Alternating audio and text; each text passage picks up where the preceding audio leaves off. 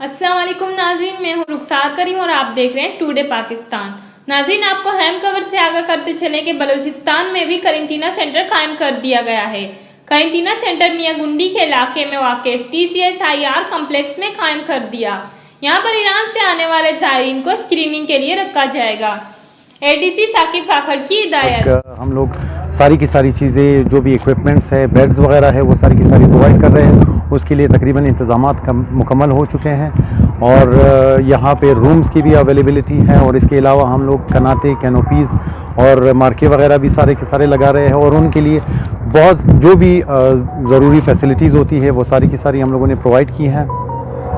और कल इंशाअल्लाह ताला 12 बजे तक ये बिल्कुल कंप्लीट हो जाएगा और हम ज़ायरीन को इस जो PCSIR जो कि हम लोगों ने करेंटीना सेंटर बनाया है, इसमें हम उनको खुशामदीद करेंगे।